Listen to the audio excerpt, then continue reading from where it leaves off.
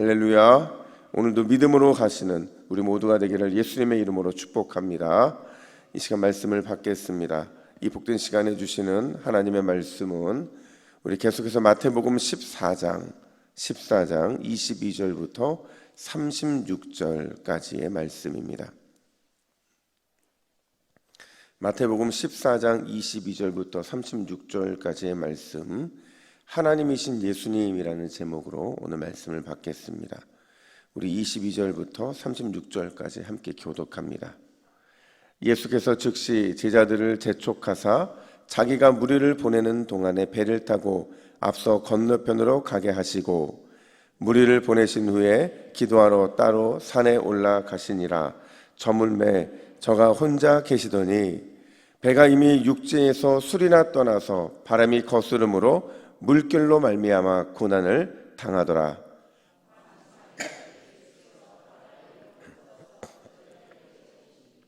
제자들이 그가 바다 위로 걸어오심을 보고 놀라 유령이라 하며 무서워하여 소리 지르거늘, 예수께서 즉시 이르시되 안심하라, 나니 두려워하지 말라.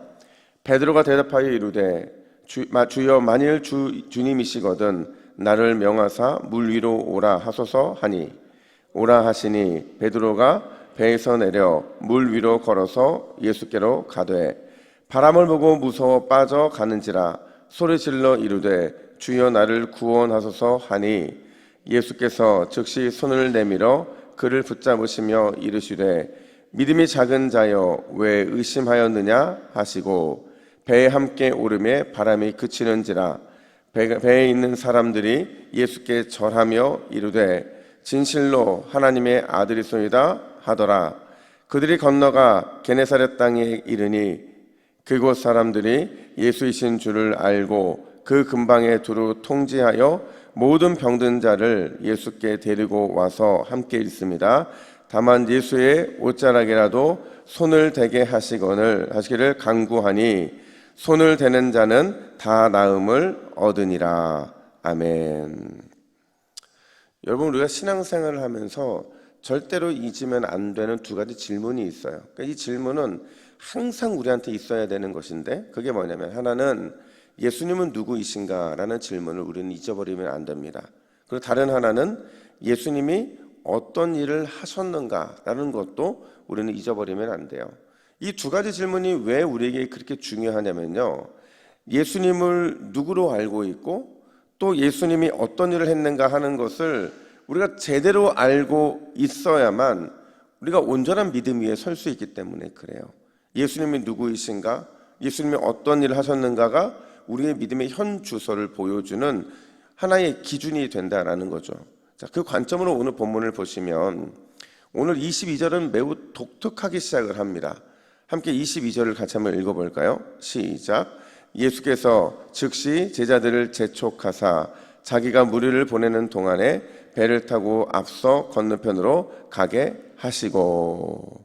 여러분, 예수님께서 성경 어디에 누군가를 재촉하셨다라는 표현을 들어본 적이 있으세요? 없습니다. 제 기억으로는 오늘 본문이 유일해요. 그러니까 예수님이 왜 그들을 재촉하셨는 것인가? 왜 급히 제자들을 건너편으로 건너가게 하신 것일까? 이건 마태복음에 등장하진 않지만 병행본문인 요한복음 6장 15절은 이렇게 표현을 합니다. 우리 요한복음 6장 15절도 같이 읽습니다. 시작. 그러므로 예수께서 그들이 와서 자기를 억지로 붙들어 임금으로 삼으려는 줄 아시고 다시 혼자 산으로 떠나 가시니라. 아멘. 여러분, 예수님께서 왜 제자들을 재촉했어요? 왜 급하게 제자들을 건너편으로 가게 하셨어요? 왜요? 오병이어를 경험했던 사람들이 예수님을 임금으로 삼으려 했기 때문에 그런 거죠. 이거 바꿔 말하면 자신들만의 메시아를 삼으려 했기 때문에 예수님께서는 그런 잘못된 메시아관을 믿고 있는 사람들로부터 제자들을 분리시키고, 동시에 그들이 얼마나 잘못된 생각 가운데 있는지를 지적하기 위해 아주 재빠르게 즉시 재촉하셔서 제자들을 건너편으로 가게 하신 거죠. 그런데 문제는 여기서 발생을 합니다. 여러분, 분명히 제자들은요 예수님의 말씀에 순종하고 있었어요. 아무 이유도 모른 채 열광하는 무리들에게서 분리되라 하시니까 분리됐고요. 배를 타고 떠나라 하니까 떠나게 된 거예요. 근데 이렇게 순종했을 뿐인데 어떤 일이 발생했느냐? 24절 말씀을 보세요. 이렇게 말합니다. 배가 이미 육지에서 술이나 떠나서 바람이 거스름으로 물결로 말미암아 고난을 당하더라. 여러분, 이 표현을 우리가 상상을 해야 되는데요. 바람이 거스른다는 게 무슨 뜻일까요? 바람이 거스른다. 바람이 거스른다는 거는요, 맞바람이 친다는 거예요. 그러니까 예수님이 제자들을 보내셨는데 제자들이 앞으로 나아가지 못하도록 지금 앞에서 바람이 부는 겁니다. 그 바람 때문에 파도가 지금 일고 있는 거예요. 이것 때문에 괴로움을 당하고 있는 거죠.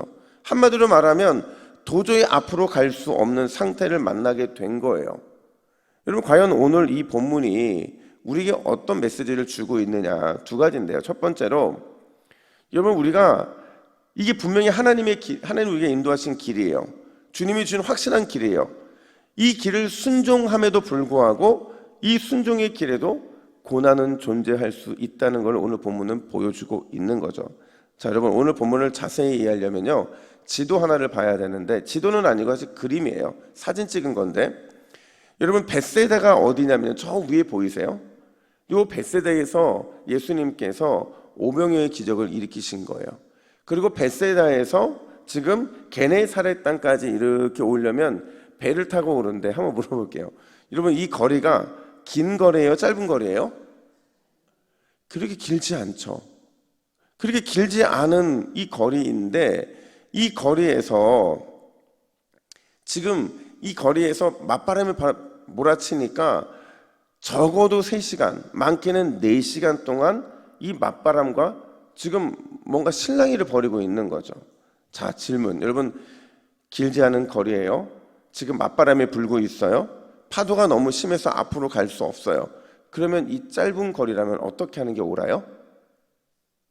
다시 돌아가면 되죠. 잠시 돌아갔다 다시 가면 되는 거잖아요.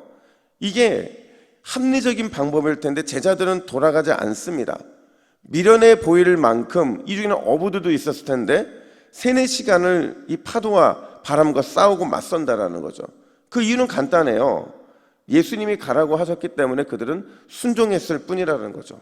온전한 순종을 했기 때문에 결국 이런 난감한 상황을 맞이했는데, 어떻게 보면 이런 제자들이 맞이하고 있는 이런 상황이 우리의 삶일 수도 있다는 거죠. 분명히 하나님이 가라고 하셨어요. 그래도 갔을 뿐이고 하라고 해서 했을 뿐인데, 그 길에서, 순종의 길에서 예상하지 못한 방해를 만나고 예상하지 못한 고난을 맞을 때가 있다는 거죠. 바로 그때 우리 주님이 어떤 모습을 보이시고 어떤 말씀을 하시느냐? 오늘 본문을 보니까요, 예수님이요, 방해의 바다, 고난의 바다를 어떻게 오세요? 걸어서 오시죠. 걸어서 오시죠. 여러분, 이 표현을 이렇게 바꿔보면 어떨까요? 우리가 정말 원수 같은 사람이 있어요. 너무 싫어요. 근데 그 사람을 한번 눌러주고 싶어, 내가. 그럼 보통 어떤 표현을 쓰냐면 뭘로 밟아버린다고 그래요? 물론 이 상황과 그 상황은 좀 안 맞을 수도 있지만 적용해보자면 그런 거예요. 지금 예수님께서 굳이 파도를 바람과 맞서서 걸어오신 이유가 뭐예요? 파도가 예수님의 발 아래 있다는 것을 보여주기를 원하셨다는 거예요. 그러니까 우리가 순종해서 만났던 그 고난과 인생의 바람을 예수님께서 예수님 발 아래 두고 계신다는 걸 보여주고 있는 거죠. 그러면서 27절에서는 이렇게 말합니다. 우리 27절 같이 있습니다. 시작. 예수께서 즉시 이르시되 안심하라, 나니 두려워하지 말라. 아멘. 여러분, 이것은 나니 이렇게 말하고 있거든요. 이게 영어로 I am이에요. 여러분, 이게 성경에서 어디에 등장했던 표현인지 아세요? 하나님께서 광야에 있던 모세를 만날 때 모세를 향해서 나는 나다, 스스로 있는 자다, 이렇게 말씀을 하시잖아요. 바로 똑같은 표현을 예수님이 하고 계신 거죠. 이게 무슨 말이냐면 방해와 고난의 파도는 예수님의 발 아래에 있다는 거죠. 바꿔 말하면 하나님이신 예수님께서 바다를 만드셨기 때문에 바다를 얼마든지 잠잠하게 할 수 있는 권세가 주님께 있다라는 것을 보여주고 있는 거예요. 여러분, 순종으로 인해 맞이하는 고난과 방해를 우리가 두려워하지 않아야 될 이유가 있어요. 그 이유가 뭐냐면 그 모든 고난과 방해의 파도는 모두 예수님의 발 아래 있기 때문인 줄로 믿습니다. 그러니까 예수님은 바로 이걸 제자들에게 가르쳐주고 싶었던 거예요. 야, 너희들이 어떤 상황 속에서도 그게 내가 가라고 한 길이라면 비록 고난이 있다 할지라도 인생 파도가 있다 할지라도 내가 가라고 한 길이라는 사실을 잊으면 안 돼. 왜냐하면 그 인생 파도, 인생 고난, 이 모든 것을 내가 발로 밟고 내 아래 있다는 것을 너에게 보여줬잖아. 바로 이걸 예수님이 보여주기 위해서 오늘의 이 사건이 일어나게 됐다라는 거죠. 사랑하는 여러분, 오늘 이 새벽에 파도를 밟고 걸어오시는 예수님 만나시기를 예수님의 이름으로 축복합니다. 그러면 어떻게 되느냐? 32절 보세요. 배와 함께 오르며 바람이 그치는지라. 배와 함께 오름에 뭐가 그쳤대요? 바람이 그쳤대요. 여러분, 그 주님을 오늘 이 새벽에 간절히 구할 때 우리 인생의 바람이 그치고 파도는 잠잠하게 될 줄로 믿습니다. 뿐만 아니라 두 번째로 오늘 이 본문은 뭘 보여주냐면 하나님은요, 한결같은 믿음을 기뻐하신다는 거예요. 어떤 믿음 기뻐하신다고요? 한결같은 믿음을 기뻐하신다는 거예요. 이거 바꿔 말하면 변덕스러운 믿음은 주님 보시기에 좋은 믿음이 아니라는 거죠. 제가 변덕스럽다고 표현하는 건 뭐냐면 이런 거예요. 내 기분에 따라 믿음이 좋았다, 기분에 따라 믿음이 나빴다 하는 거는 하나님이 기뻐하는 믿음이 아니라는 거죠. 여러분, 오늘 본문은 다른 복음서 기자가 기록하지 않은 독특한 사건 하나를 보여주는데 그게 뭐냐면 베드로가 물 위를 걷는 사건이에요. 오직 마태복음에 보이는데 여러분, 이 사건을 보면서 우리가 늘 간과하는 게 있어요. 그게 뭐냐면 여러분, 누가 뭐라 해도 베드로는 물 위를 걸었을까요? 못 걸었을까요? 걸었어요. 그렇잖아요. 여러분, 생각해 보세요. 성경에서 물 위를 걷는 사람 누가 있던가요? 없어요. 근데 우리는 늘 이 사건 보면서 뭐라고 얘기해요? 베드로를 향해서 믿음이 없다고 말하잖아요. 그러니까 이게 우리가 뭔가 간과하고 있는 게 있는 거죠. 여러분, 물 위를 걷는 사람은 성경에서 유일하게 예수님하고 베드로뿐 없어요. 29절 말씀 보세요. 29절 같이 읽겠습니다. 시작. 오라 하시니 베드로가 배에서 내려 물 위로 걸어서 예수께로 가되. 걸었어요, 안 걸었어요? 걸었어요. 근데 문제는 뭐냐면 걷다가 잠시 후 물에 빠지고 말았다는 거죠. 여러분, 왜 베드로가 물에 빠졌을까? 30절은 이렇게 말합니다.